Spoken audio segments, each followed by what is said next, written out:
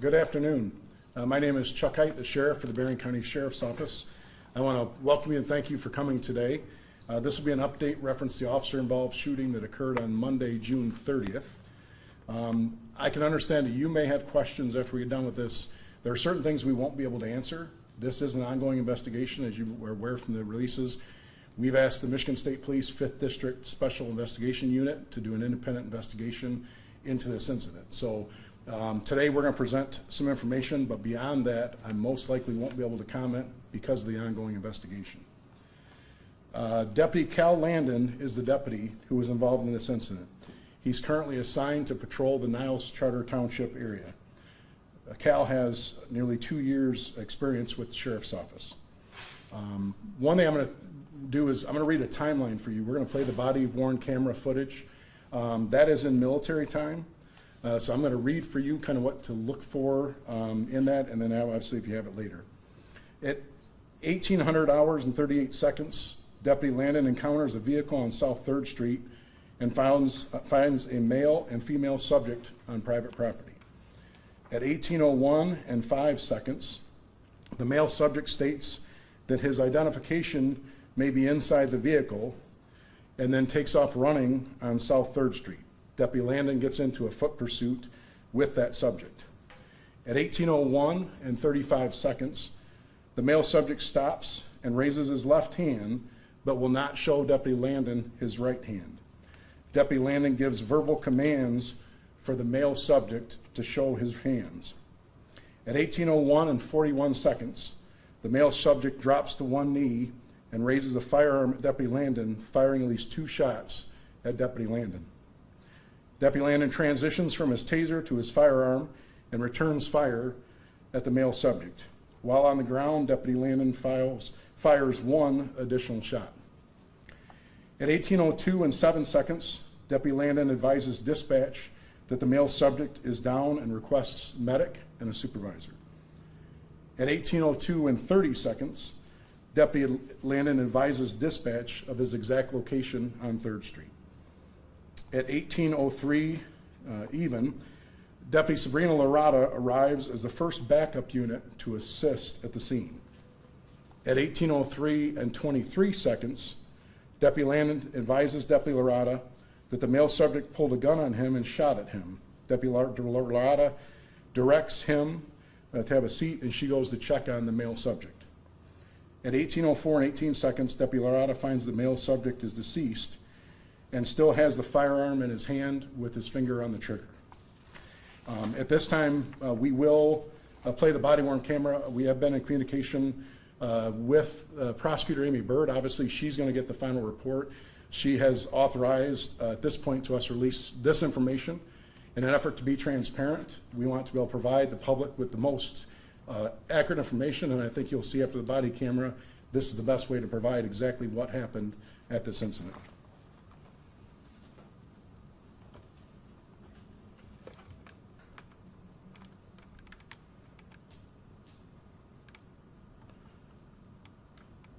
Back.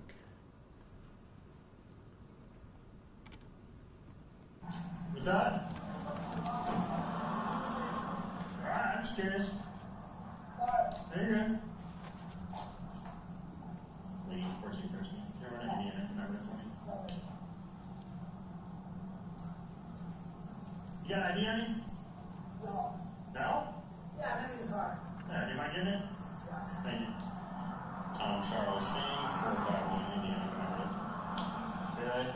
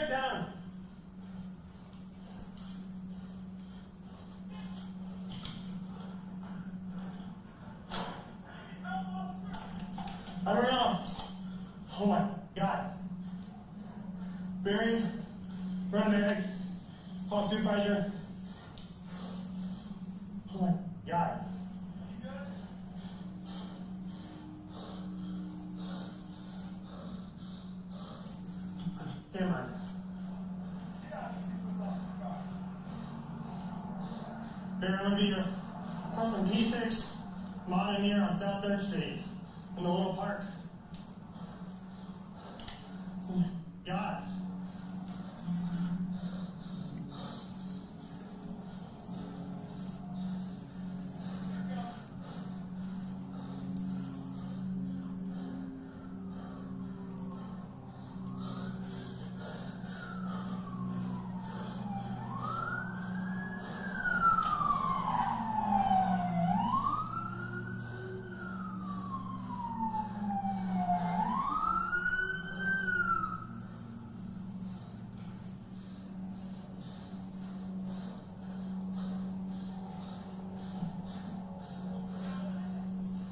He pulled a fire, he pulled a gun and shot it towards me. Okay, go sit over there, go sit over there.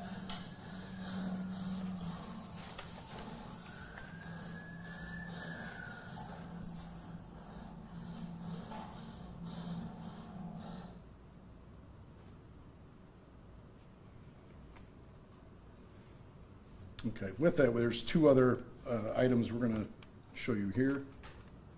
This is a still shot of the body camera footage you saw. That is a taser in the left hand of Deputy Landon, and that is the still shot of where the suspect was down on one knee with the firearm right before firing. The second one is you saw Deputy Larada get up and go over to check on the subject who was deceased. That is a still photo of the firearm in the subject's hand with the trigger still on, or the finger still on the trigger.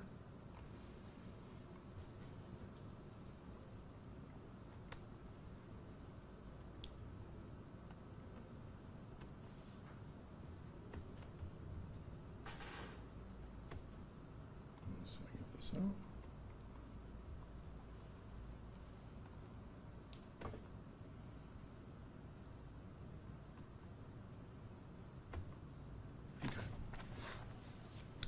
With that, I have a couple comments on the video that you saw. We've watched the video a couple different times.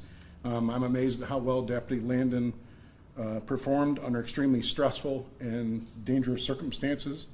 The video shows the male subject was trying to ambush Deputy Landon by acting like he was giving up, and then dropped to one knee, pulled a firearm, and shot at Deputy Landon. Deputy Landon's ability to quickly transition from his taser to his firearm allowed him to neutralize the threat of his life and others. It is only by God's grace that Deputy Landon was not shot.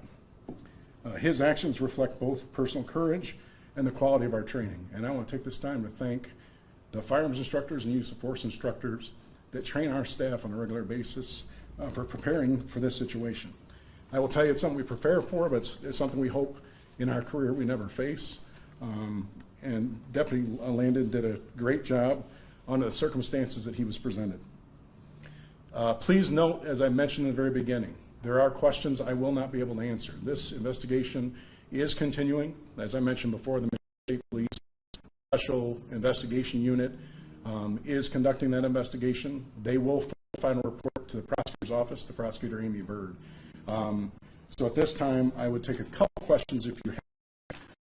It's based on what you saw in the body cam, but beyond that, we'll let the plays out. But again, I commend Deputy his actions under very stressful and dangerous situations. Are you able to tell what happened to the woman? So that's part of the investigation. All I can tell you is I think that she did physical, anything for her or anything to it, I would give to the final report. The Michigan State Police, that's part of their investigation.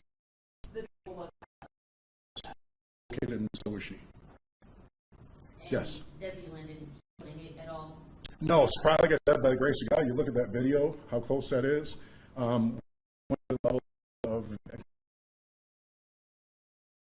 he was not correct.